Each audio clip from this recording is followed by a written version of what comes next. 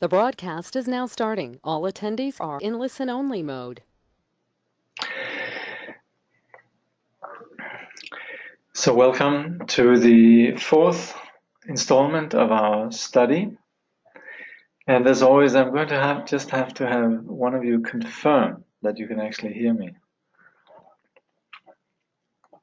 Very grateful, just anybody. Yes, good. Thank you. All right.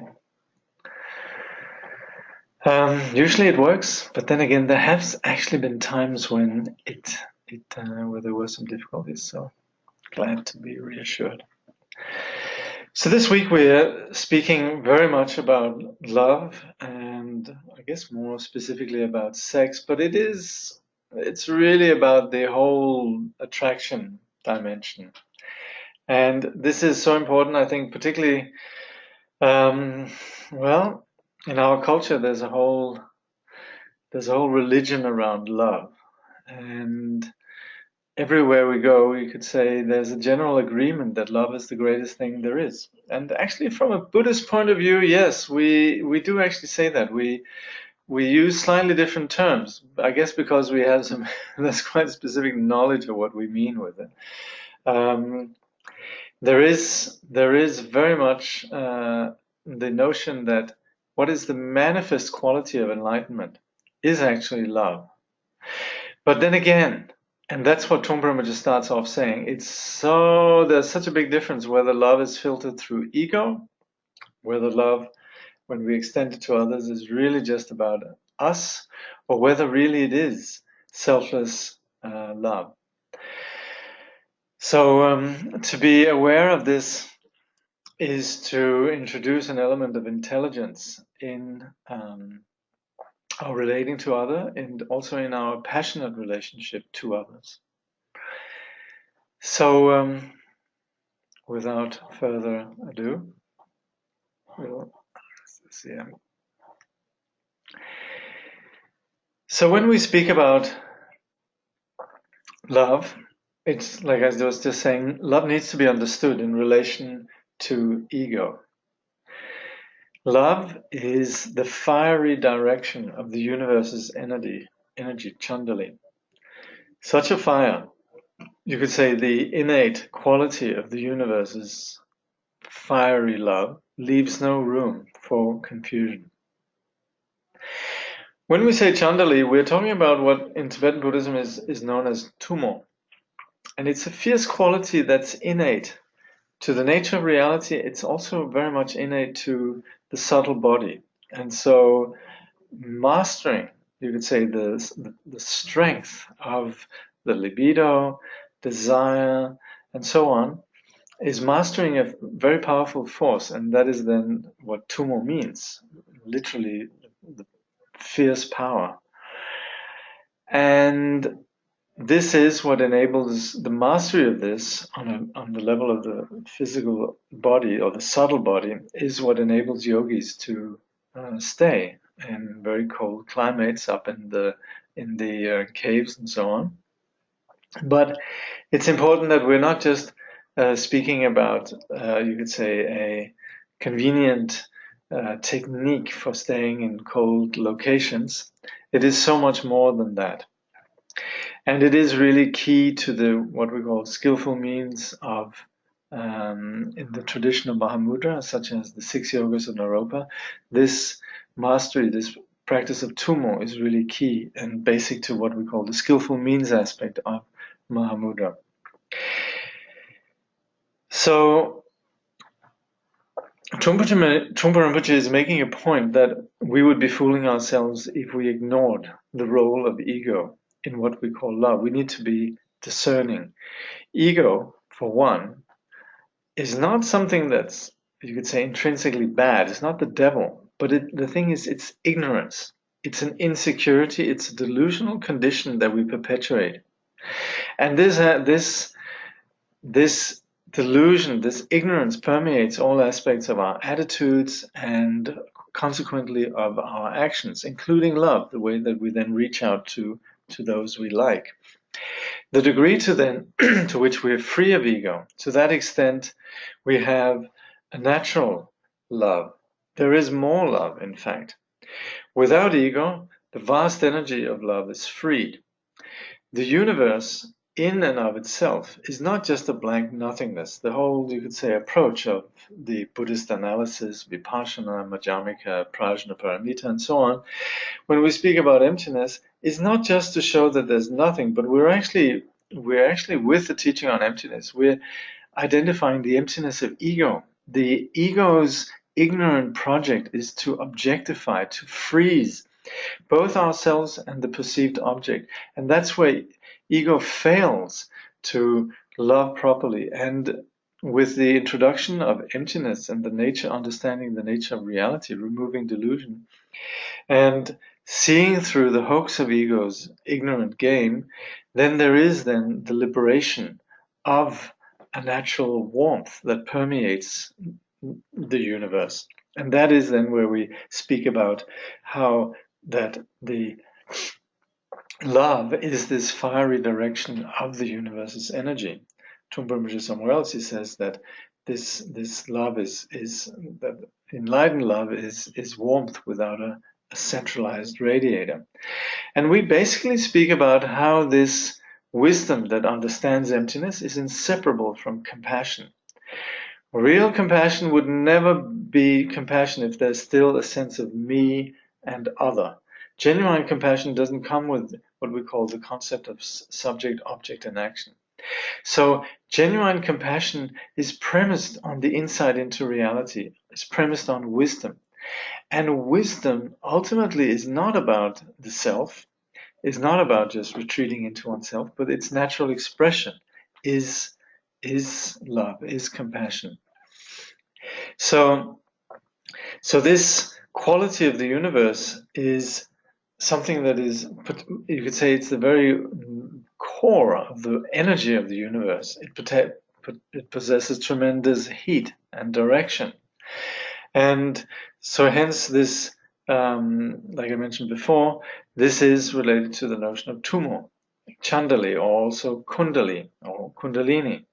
And that is the natural disposition or the natural quality that's innate to the universe. So Buddhist yoga focuses on this tumo power, and it becomes key element in the path.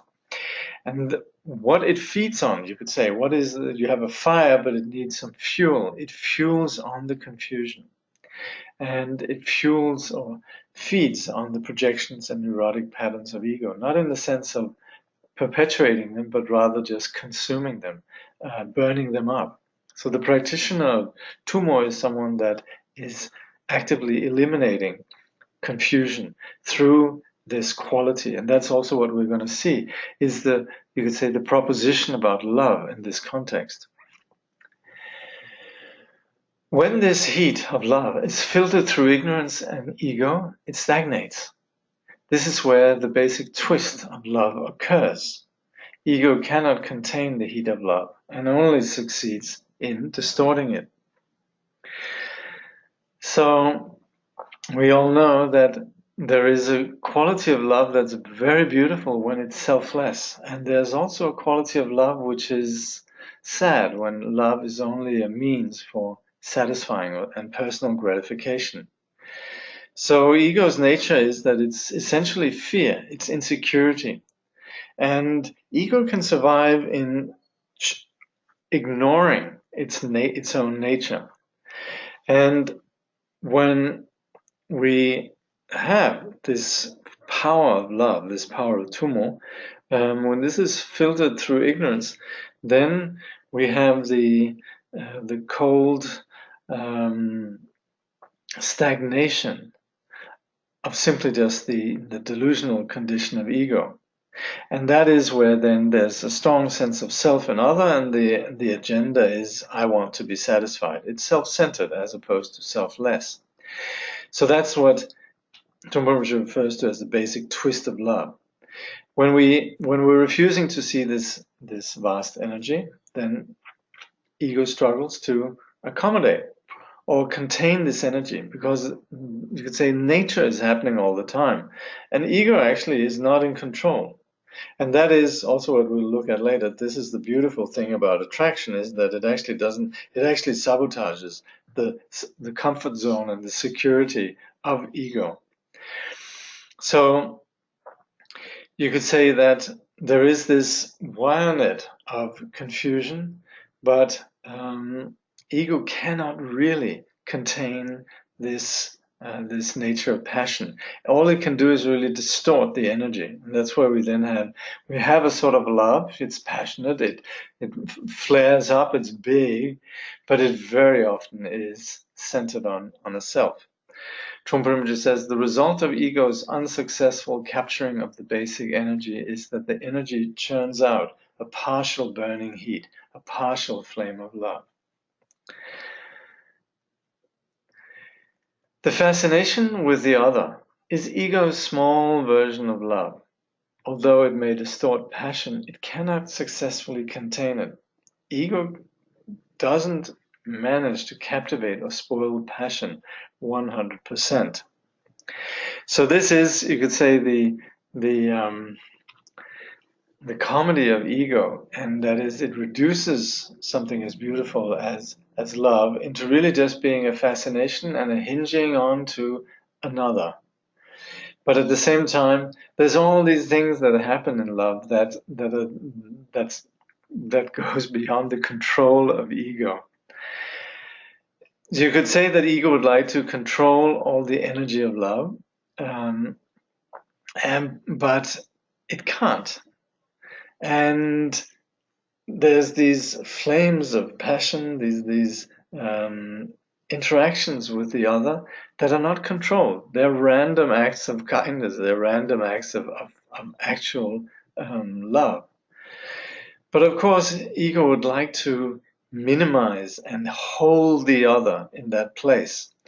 So that's the struggle of the ego, but it actually hasn't really worked. So it's interesting how within then you could say the agenda of the ego, the self-centered individual, then once there's love, then there's this passion that extends beyond ego. So as Trungpa Rinpoche says, it's the one emotion that partially escapes the web of ignorance. You could say all the others, they're pretty strong, self-centered, and so on. Anger is very actually perpetuates the pain of ego, perpetuates the you could say rigidity, and perpetuates the ignorance of ego, and so on. So what we're going to be doing here is actually celebrating this quality of passion and its potential then for its potential in the context of the path. So let's identify two kinds of desire, one that is possessive and one that admires. Possessive passion is ruled by ego. With possessive passion, everyone knows what is going on. Our agenda is obvious. So in our relationship, it's not only that our flames extends to the other, but also the flame of the other extends towards us. So we are not completely in control. In that these games of passion to some extent are ruled by ego, wanting another, possessing another, and so on, that ends up becoming a game of power. And then who is more powerful? Yeah, that ends up becoming the game of ego. And so there is a sort of ape-like wish, just a very primitive wish to possess someone. And we do so because we like them, we find them beautiful, we find some desirable quality. So that's the nature of possessive sex, that you want to just consume, possess, gobble up the other. But the problem is that, and it's not that this ought not to be so primitive, we should be more sophisticated. It's the drive to possess that makes a fool of us, because everyone knows what's happening. You could say everyone's a sort of a pro. Everyone knows how this game works, and you could say that everyone pretends to not know, but it's only too obvious in the games of love, especially seen from the outside. So the the possessive and ignorant nature of love is something that gives itself away.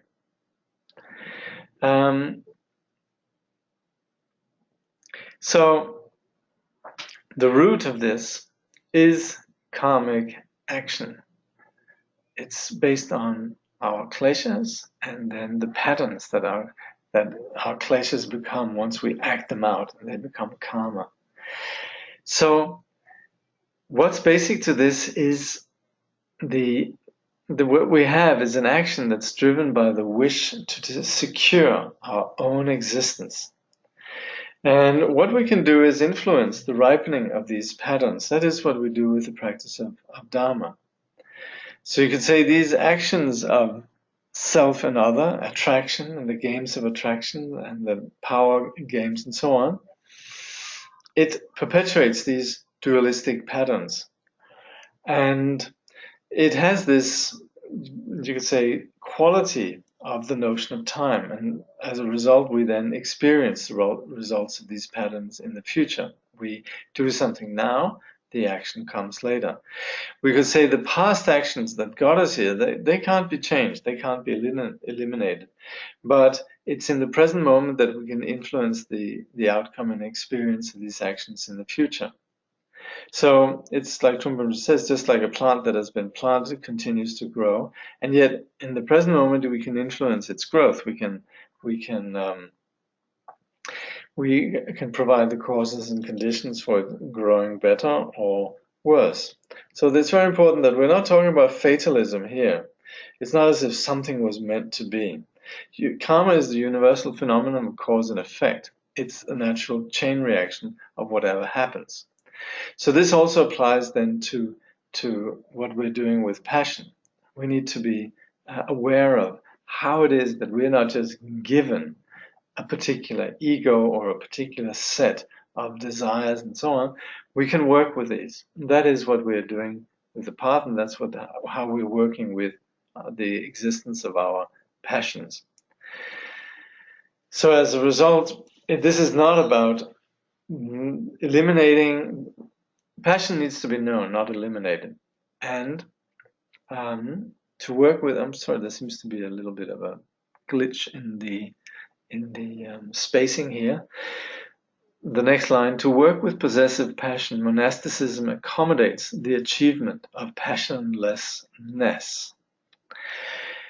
So, as everything, on the path, we're not about suppressing or demonizing in any way. It's just about knowing. We're about knowing the strength and the power. So controlling, mastering passion does not involve suppressing or anything.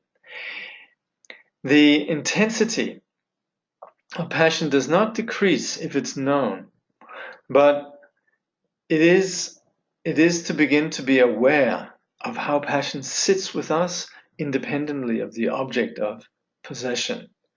So that's where once we begin to sit with it and we can let go of the objectification or the obsessing about the other, then we begin to know passion's true nature. And that leads then to insight.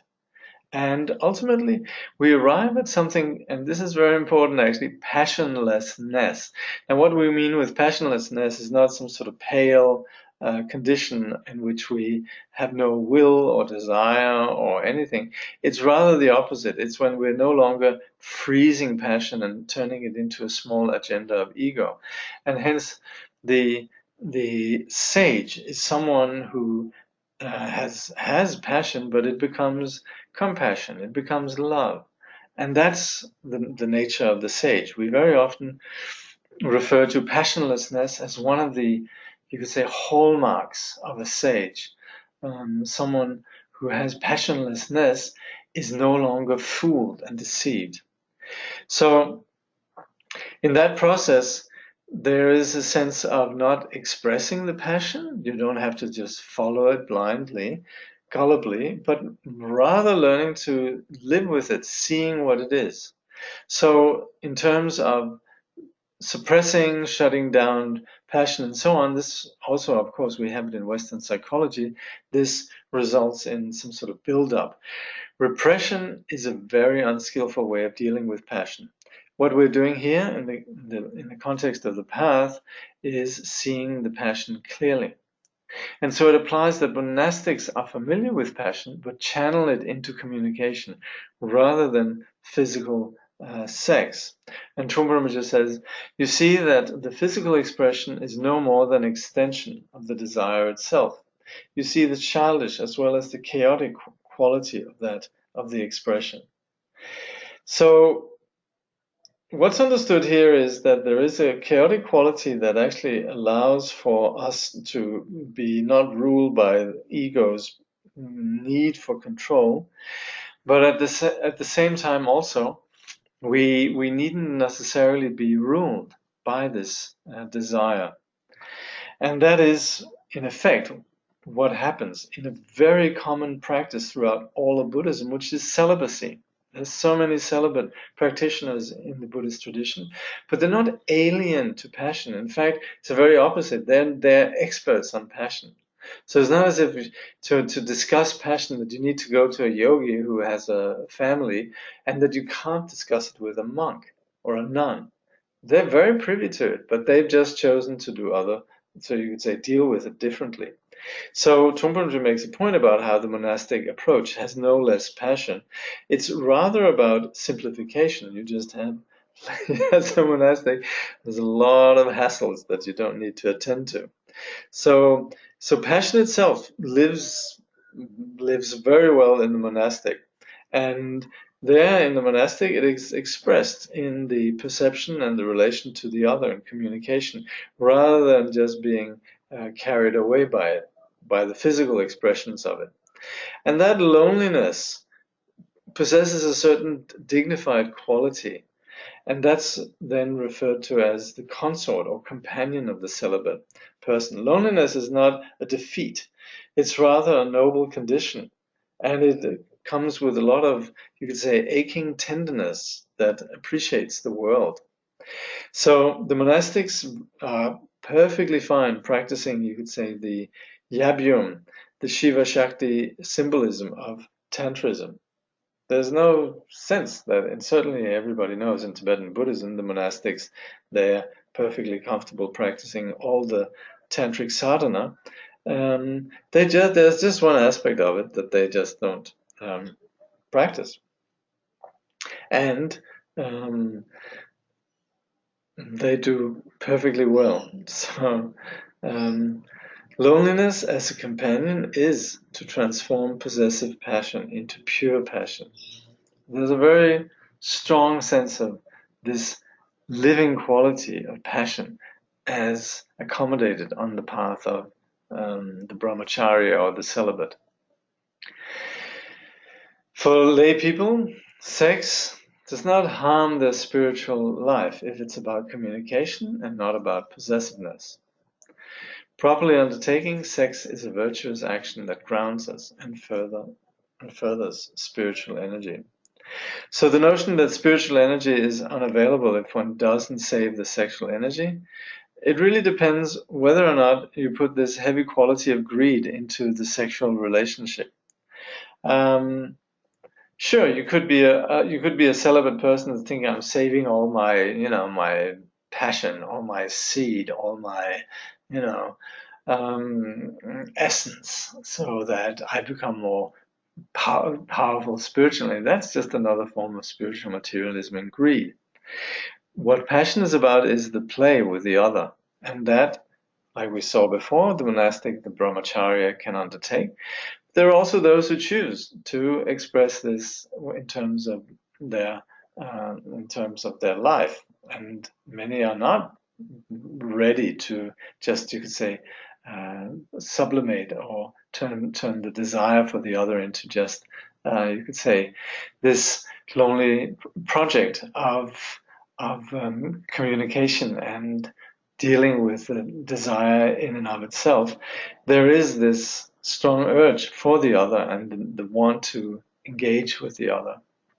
But that does not necessarily exclude them from the spiritual path. And so in the Tibetan tradition, you can very well give back your monastic vows, and you can become a lay person. It doesn't mean that your path ends there. But it is important then that the sex is about proper, you could say, proper passion, pure passion. So that's where Trungpa Rinpoche also talks about then the act of sex becomes a virtuous way of engaging the body, just like circumambulations and other ways of spiritual, you could say, spiritual, physical, spiritual expression.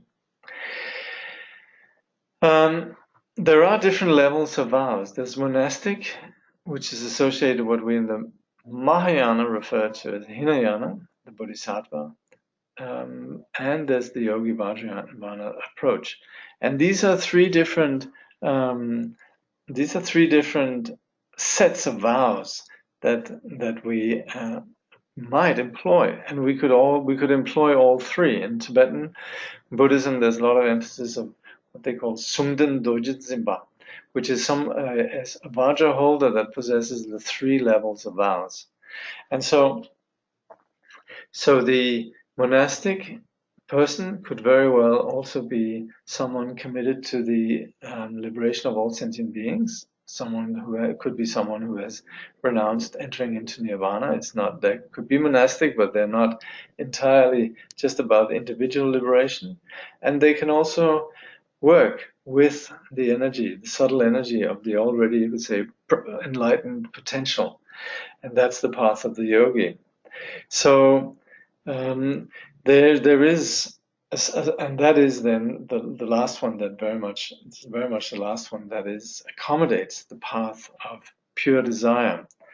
And so in the Tibetan Buddhist tradition, there's not a punishment for giving up celibacy. You may choose to practice as a lay person. You can still practice as a bodhisattva or yogi.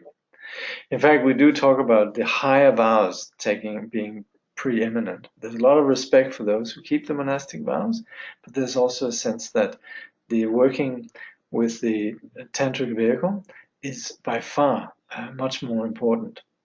Of course, this should not be, tantric vehicle shouldn't be an excuse for indulging habitual patterns, but it is a more daring vehicle, and it does accommodate this appreciation for the purity that's innate and already present.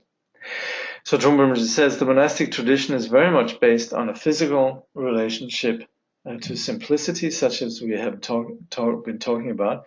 The other disciplines are more connected with a state of mind. So of course the monastic approach should very much be respected, because it is really a path that provides a simple, uncomplicated way of life.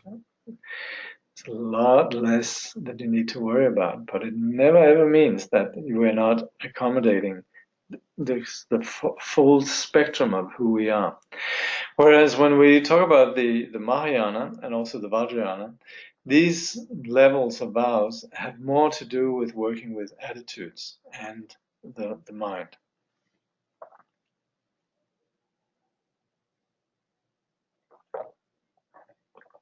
We would say that in the case of the Bodhisattva and the Vajrayana yogi, you might not be able to spot them. They might be just look very ordinary, common. See if there's any questions at this point. Oh, someone's saying the mic level seems low. It should be all right. There's nothing changed from normal.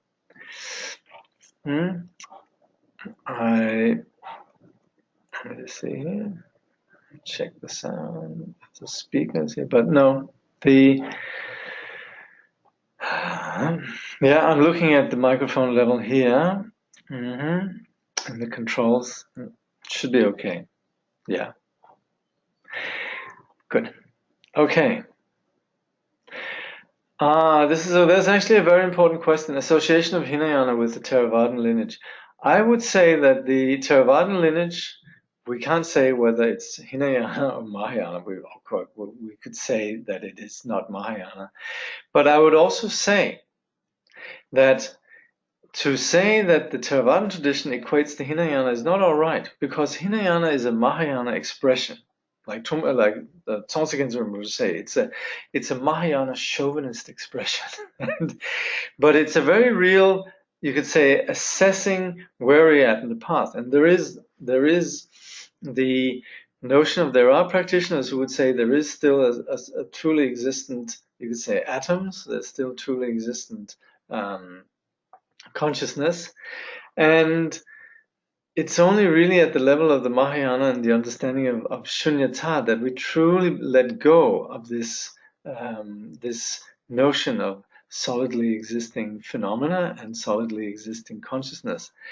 Of course, at the Hinayana level, there's an understanding, but we would say it's a partial understanding. And also there, the notion of wishing to attain the enlightenment just for oneself applies. And the Mahayanas will say, well, we don't want to abandon all sentient beings. And also they say, as long as there's a sense of I am entering into my personal nirvana, there is still a reference to self. So there's still some cognitive obscuration. So the Mahayana practitioner is the person who, in addition to renouncing samsara, also renounces nirvana. But to say that the Hinayanas that we're talking about here, you could say rather in theoretical terms, and we can also say it's a natural organic stage on the path. To equate that with a tradition like the Theravadan is not fair, because one is a theoretical model of the path. You can say it's a what the academics call a doxographic sort of it's a doxographic category. It's a doctrinal category, which is very useful for appreciating the greatness of the Mahayana. But we should be careful in equating that with actual practitioners out there. And so we don't know if there are persons in the Theravada tradition might very well be naturally, you could say, Mahayanas, Bodhisattvas, and so on.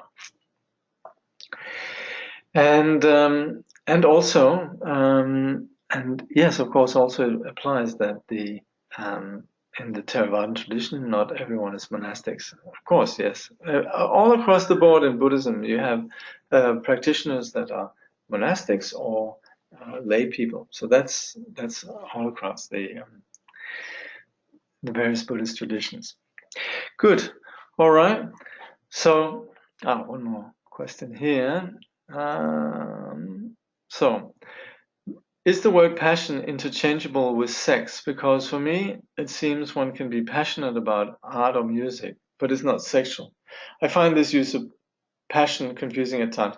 Here we are talking about how passion exists within the context of sex, also I guess romantic love and sex. But of course, the idea of passion applies in the sense of liking something. And that's, of course, then it can be other objects beside another person. It can be art, music, it can be so many different things. Yeah. But here we are specifically talking about sex as implied in the title of the book.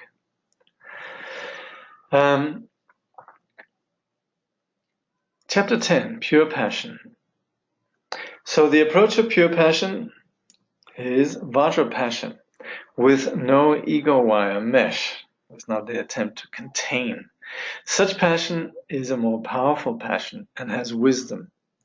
So as we saw just before, we are not left with the only option of celibacy. We have a notion of pure passion that's not ruled by ego, which is the passion without the possessive element.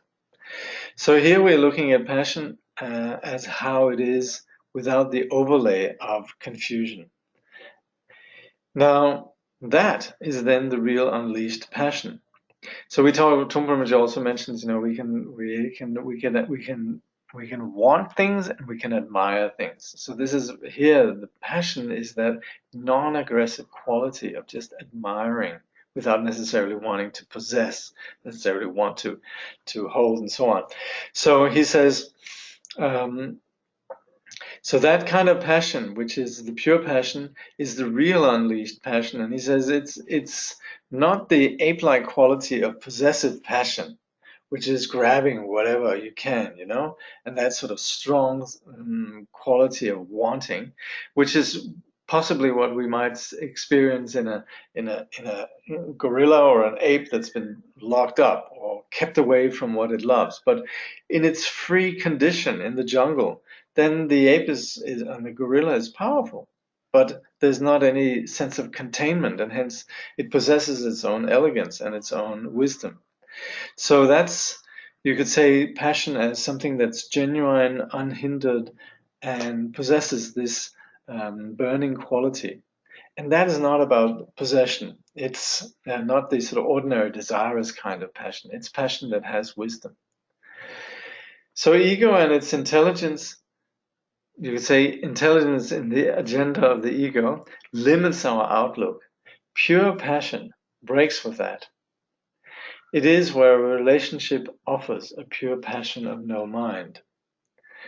So ego operates within a logic of justifying its existence, like we saw it before, what we discussed earlier on. It exists on the basis of being ignorance. And you could say ego can only exist when we don't look at it, when it festers in the dark. And of course, what we're applying here with the case of passion is that all of a sudden something lights up beyond the control of the ego, and that's where ego is much more exposed.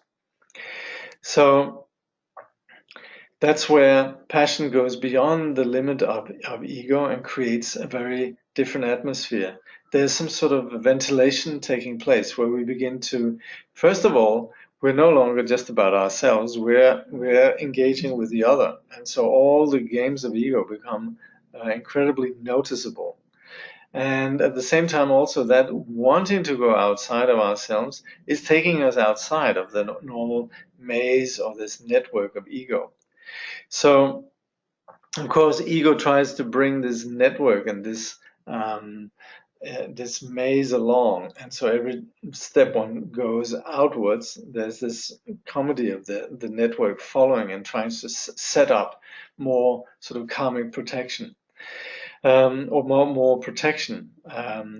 So the only way, Trungpa Rinpoche is saying, is to set up another parallel dimension that's not owned by ego. And that is the initial, just momentary perception of something that's unknown.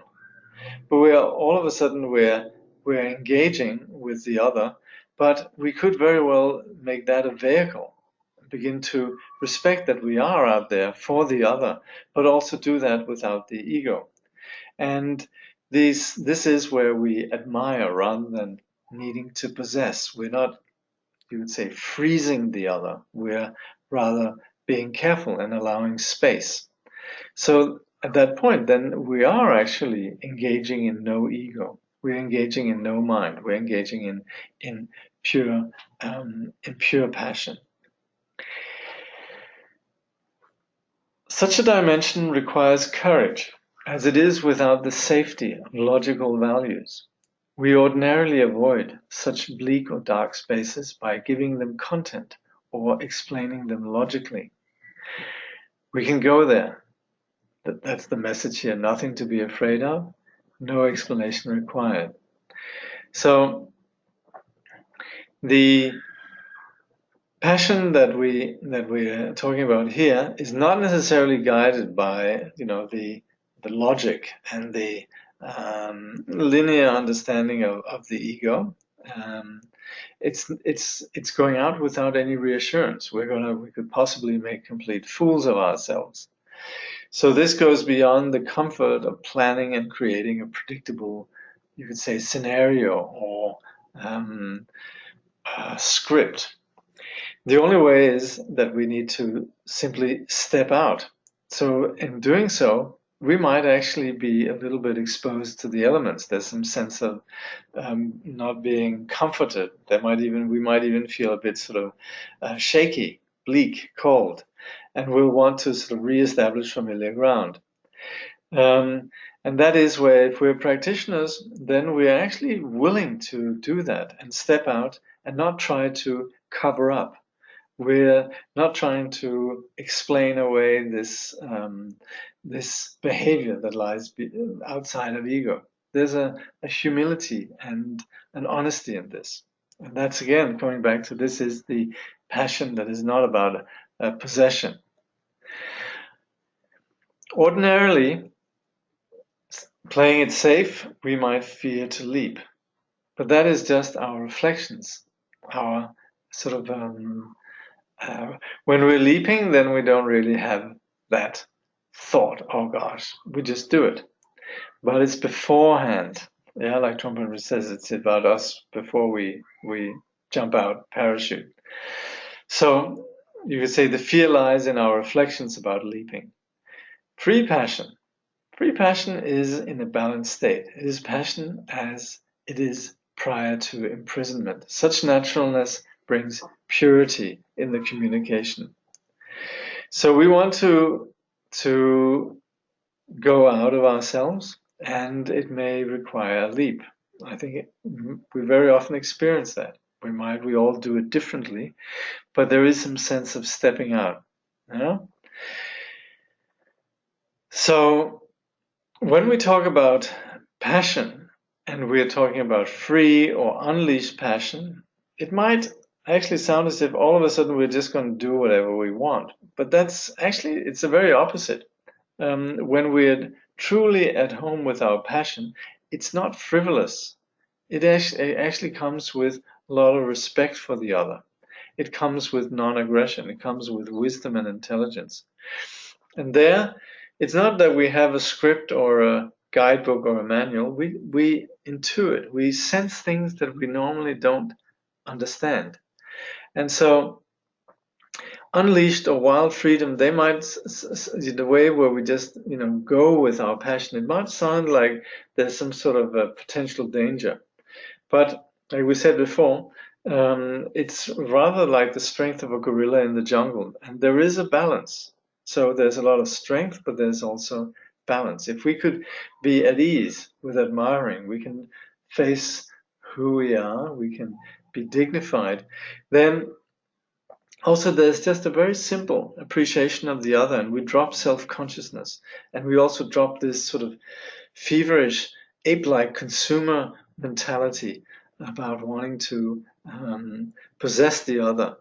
And that's where we begin to see the qualities of our partner without any kind of, without judgment.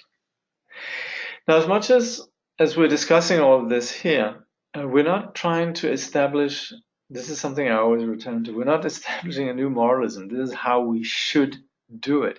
But we'd want to experiment with these approaches that is not owned by ego. And we want to make our own, we're not going to start off being full-fledged experts and full-fledged tantrikas.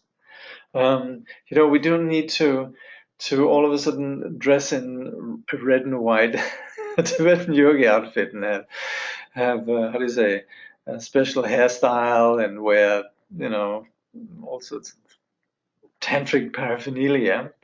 It's about the usual Buddhist project, which is stepping out of self-centering and identifying selflessness, the vipassana. But here we are engaging this awareness within the context of our passion, and that's where we can see the dynamic of the passion that's self-centering, possessive, and the passion that is non-aggressive and intelligent, admiring. Free, and there's some discussion now about two versions of what we could call free. Free does not imply abandoning one's marriage or relationship. There is true unconditional freedom, which we could call free, and then there's freedom that is a reaction, which is just wild free. So Trungpa Rinpoche says, free is a very interesting word. It could be free, or it could be free wild. Yeah, you have, what is it again? You have Coca-Cola and you have Coke Light, right? You have, how do you say, fat-free and how to say, low-fat and no-fat and stuff like that. So we are understanding two kinds of free.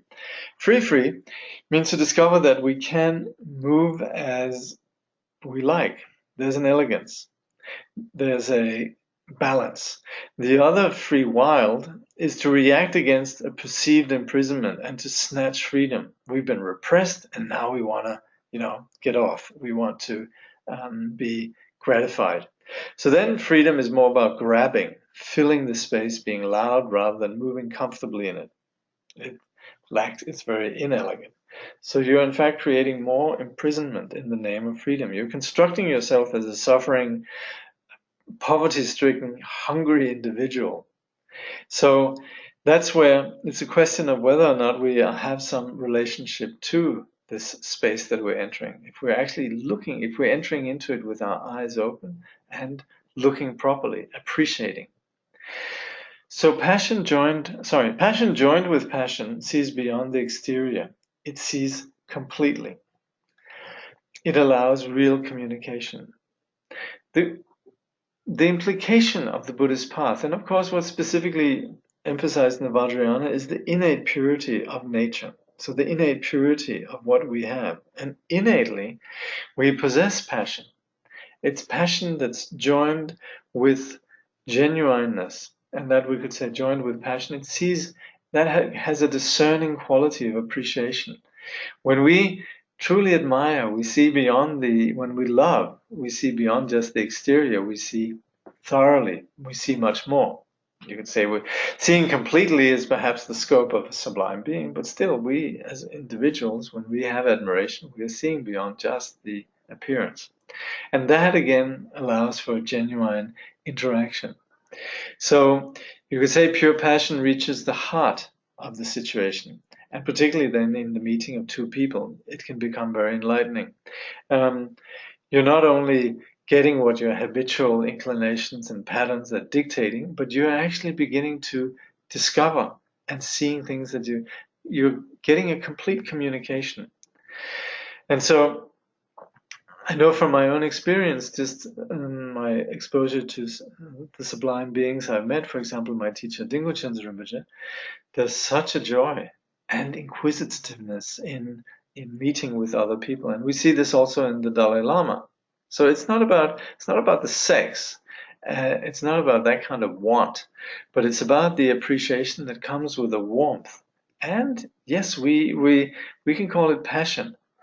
So, but it's not something that is how do you say that excludes celibacy. This is very much also the scope of the monk, and so there the appreciation of the other is a bit like you could say, like someone mentioned before. It could be of art. It can be seeing a flower in a meadow. There's a sense of enjoying the interaction and the communication with the phenomenal world beyond then the controlling optics of the ego. Then again, in communication, there might be those who are not particularly interested in real communication. There's those who play the games of passion, but they don't really want to communicate. They're just, it's just entertainment for themselves. So you might not want to pursue someone like that. And there might be a sense of humor that's lacking. And in general, we need to appreciate that humor is something that we naturally have, but we uncover it when we begin to be properly present. And that's where meditative awareness, or vipassana, comes with a greater perspective, a more aerial, wider perspective that sees things with a sense of perspective or with a sense of humor. So in terms of our desire for the other, we might run into people who might be attractive and then they run away. So if they're running away, then that's their message. We shouldn't pursue it further. If we're seduced, then we then pursue someone who is really just wanting to play a game, then we end up being just perceived as a demon or a vampire who wants to devour them. So that's where you could say we need to distinguish between those who just want to play games, and that's where you might be overly serious we might be serious with our passion. And that's where it's important that we have some sort of humor about this, that it does not take things too serious, does not take our own passion too seriously, and also not take the other too serious. So we might be very good communicators, but we might be a little bit too sincere. And that might, you could say, disable our appreciation from the other's agenda or the other's viewpoint. And that's where it's very important for us, if we're bodhisattvas, that there is this appreciation for the individual others, and how they see things. So that's where we need this vipassana aerial perspective, and this is something that emerges as we relinquish our serious and self-centered obsessions and desires. In the case of love and sex, either party might be too serious, and they might lack lalita, a Sanskrit word that means dance, a sort of spontaneous quality of the unfolding of events. And that lalita, the appreciation of that, comes with vajra passion, where there's intelligent passion. And that is then where we know how to wait and dance. So we're not dancing alone. And also, we're not obliged to be the director of the dance. We can be waiting, we can be observing, we can be non-aggressive. When we have that, then the relationship becomes creative and dynamic. Trungpa Rinpoche says, in the case of Vajra passion, you don't extend either your eye or your hand automatically. You just admire what you desire. You wait for a move from the other side. That is learning to dance with the situation. End of quote. So we have to realize there's not only us that's responsible in this play. We might be unnecessarily self-conscious. What am I doing? Am I doing the right thing? And so on and so forth.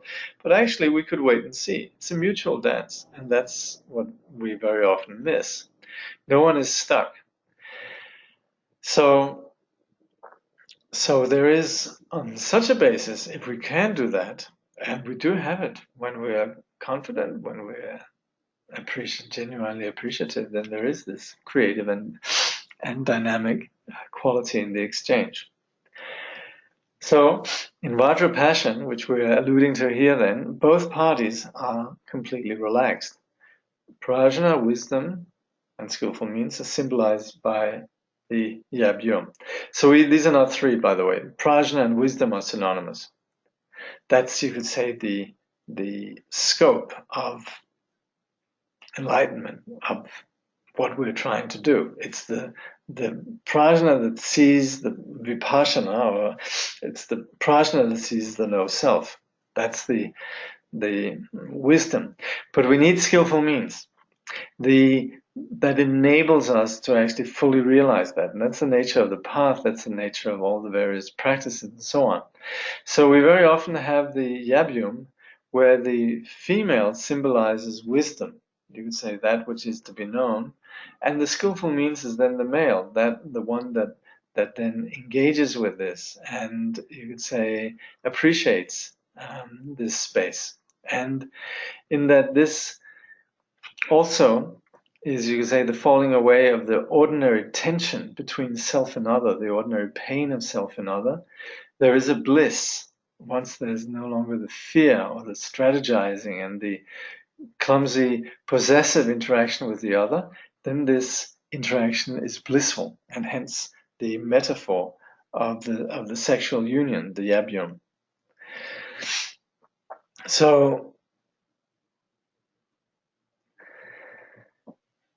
like Trungpa was just talking about before, no one is really leading.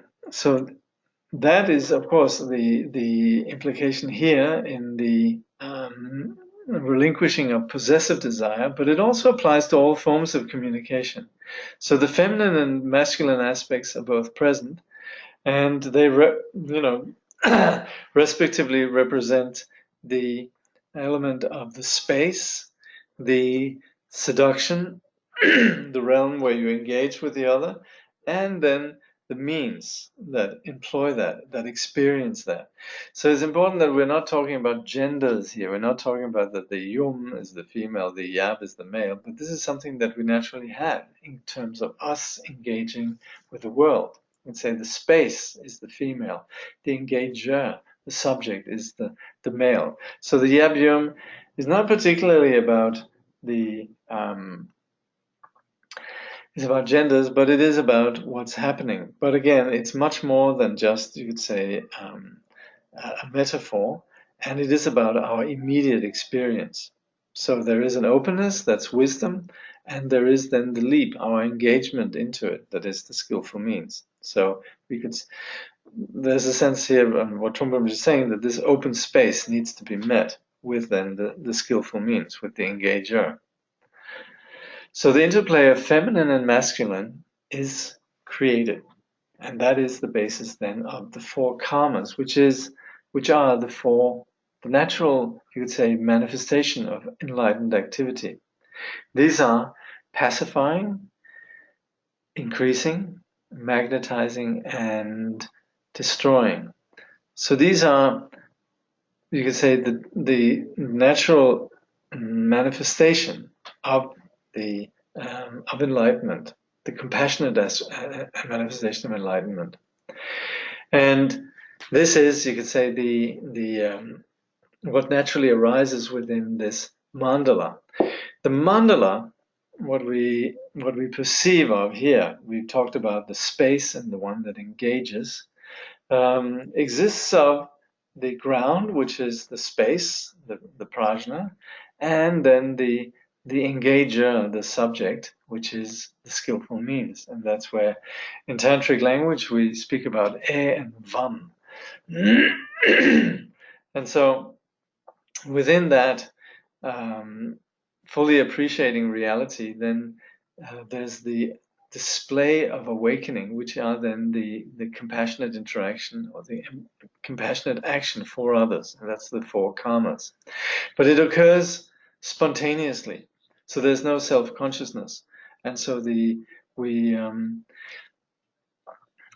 appreciate how enlightened activity, in whatever form it might be, like I said, these four karmas are then the aspect of the pacifying, the peaceful. Then there's the more sort of emphasizing the aspect of engagement and increasing of qualities. Then there's the magnetizing, the controlling. And sometimes also then there is the need for destroying, wrathful activity. So these are, you could say, spontaneously manifest within the joining of the prajna and the skillful means, in vam. We have the feminine aspect of knowing, inquisitiveness, and that is the Dakini principle. The masculine aspect organizes this wisdom for the purpose of enlightened action.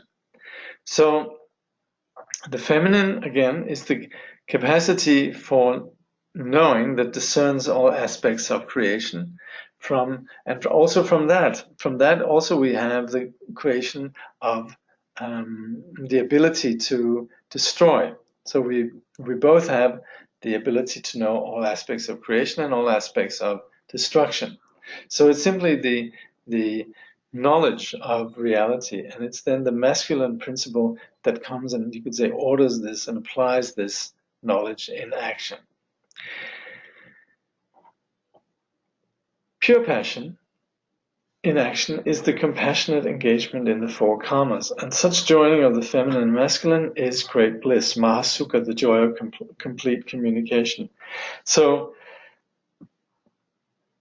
when we relinquish the grasping passion, then it is compassionate. Passion is naturally compassion because it's properly appreciating the other. And ultimately it's permeated by wisdom that doesn't objectify the other, doesn't grasp or solidify the other. So we don't have any hierarchy between the self and the other. And so there is a natural just freedom in engaging the other, and that is then, we say, compassion, which is the knowledge that sees the nature of samsara, which is prajna, and also acts according to the needs of beings, upaya. So very often we would say this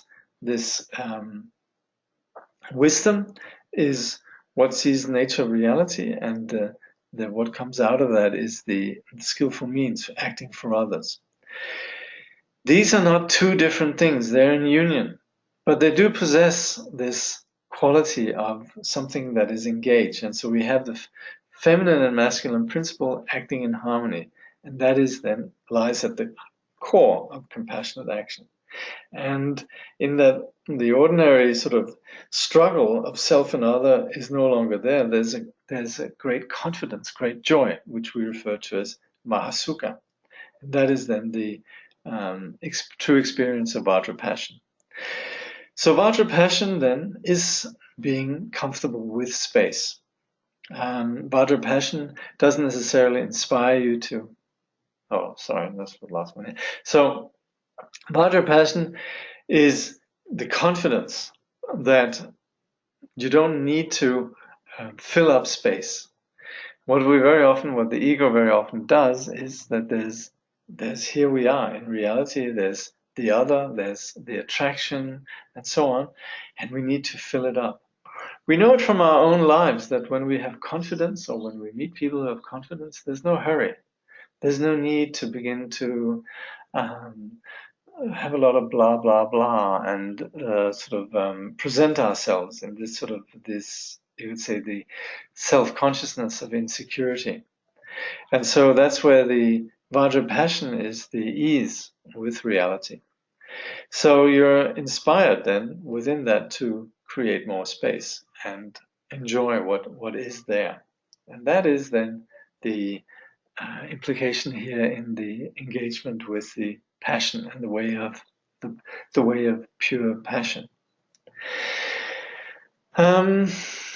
Actually, I know I should be doing one more chapter tonight, which is then family karma. I'm going to try to see if I can do that next time, just because it's already been an hour, and somehow I think that we could maybe do. Let's see if we can do this next time. I'm going to try and see if that would be possible. And also then just there's some chance to have some Q&A. Let's see. Yeah, okay. Let's just see.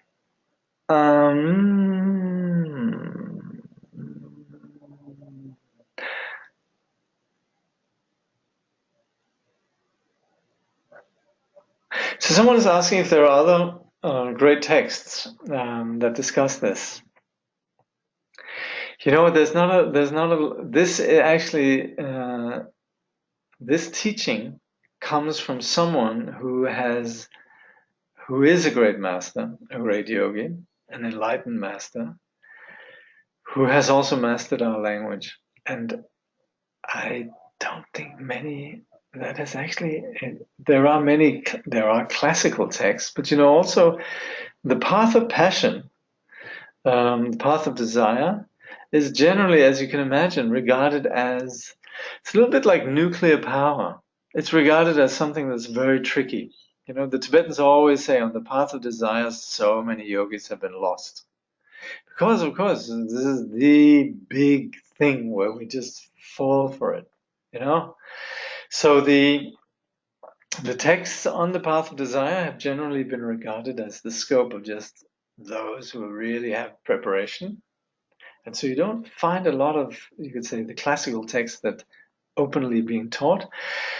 And also in translation translation also tends to get a bit funny, because if you present this topic without the finesse and the sensitivity to the, you could say, language of the audience, then it really just becomes rather curious. I mean, you have a lot of books on do DIY, do it yourself Kama Sutra, but the kind of discussion that we have here is so rare.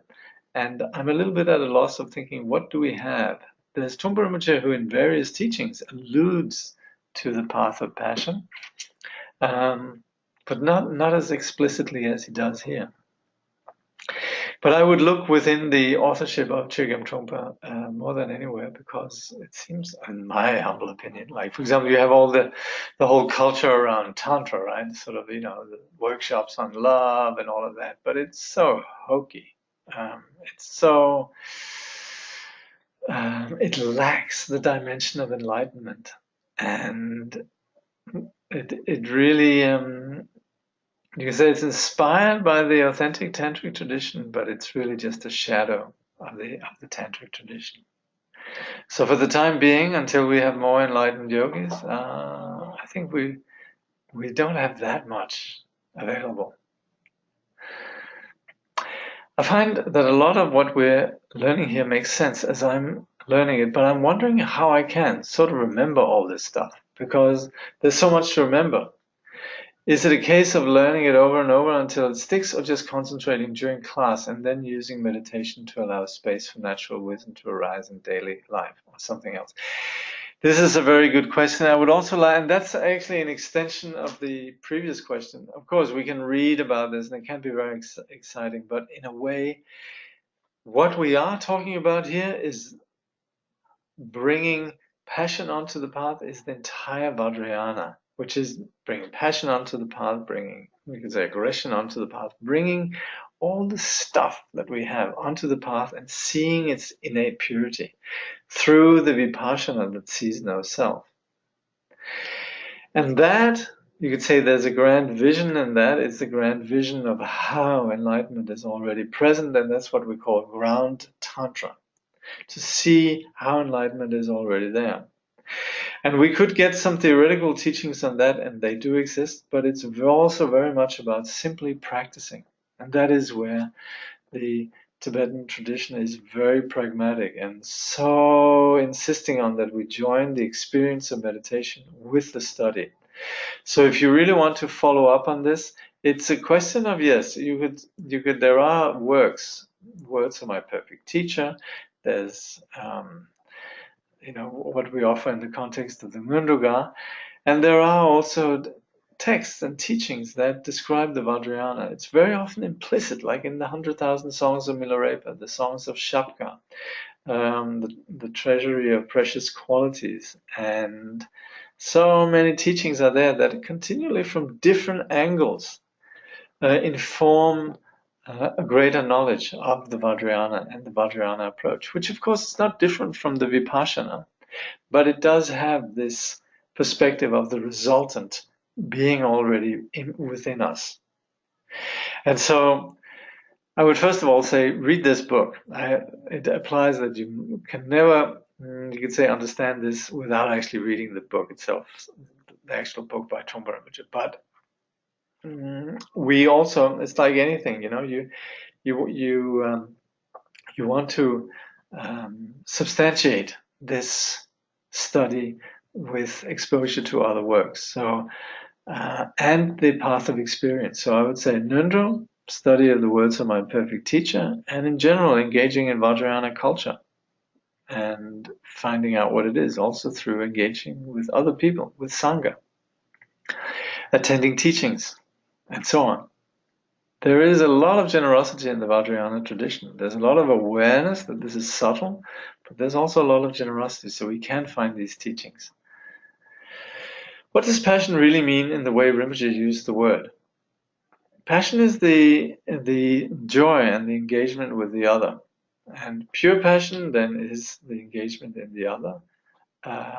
That's not owned by ego, but then also there's the passion that escapes even though ego is not safe. It's sort of, like rushing after passion that goes out, then that is, you could say, that's where passion has a monkey on its back, which is then ego. But in the pure sense of the word, which is of course what the entire what do we have here? 10th chapter is about. Then passion is this appreciation and appreciating the space. Does passion mean compassionate connection? Yeah, it depends what we mean with compassion. Compassion is generally, you could say, the wish that just others are free from suffering. Compassion is an expression of love. But very often we link compassion as one of the four Brahma Viharas, or the four boundless sentiments, which is kindness, compassion, sympathetic joy, and equanimity. But overall, also then compassion is the love, and that is where you could say that in that sense, the love and the sort of the nature, the warmth of the universe, as we talk about it here, also is a way of understanding compassion. Okay.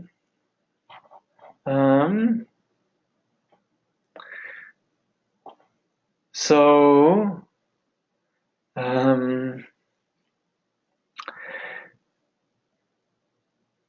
yes, good. Trungpa Rinpoche puts all these complex ideas in the language of Westerners and our mental constructs. Incredible. I agree. It truly is incredible. I mean, I don't want to start gushing, but I would just like to say, isn't it amazing? Trungpa Rinpoche came to the West. He was already a great accomplished master, really, if you look at his life and so on. But in the few years that he studied at Oxford and sort of was around, lived in London for a while and so on, the degree to which he not only understood Western thinking, but also saw the wisdom as it exists in the West, and also understood the traps and the confusion. Truly incredible. So good.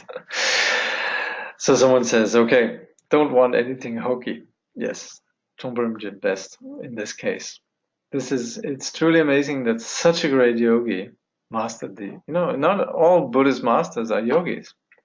And not all Buddhist yogis have truly mastered the path of passion. But as I think many of us know, Trungpa Rinpoche was such a person. I was just talking to some students of Trungpa Rinpoche, and it's well known, Trungpa Rinpoche had many relationships, but you never hear of anybody who felt that they were abused or there was anything inappropriate happening.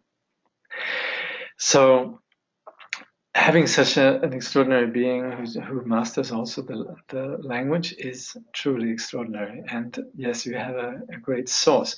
Also, actually, what's inspiring is actually reading Trungpa Rinpoche's love poems.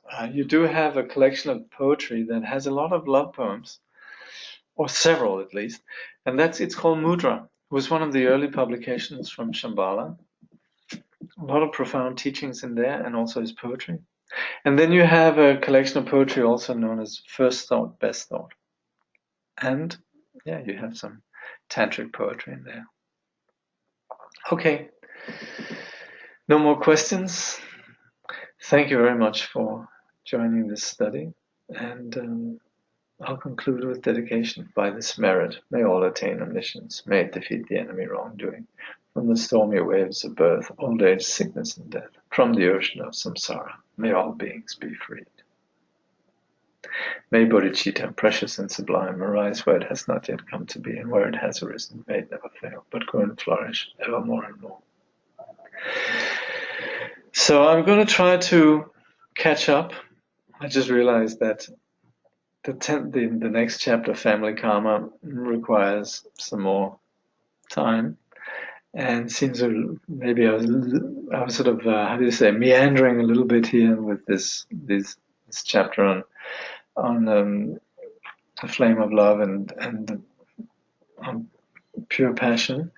But anyway, let's see how we go. Anyway, according to the plan, then in addition to reading chapter 11, then also next time we should cover the question of money, the karma of money, and business ethics. Let's see how we go.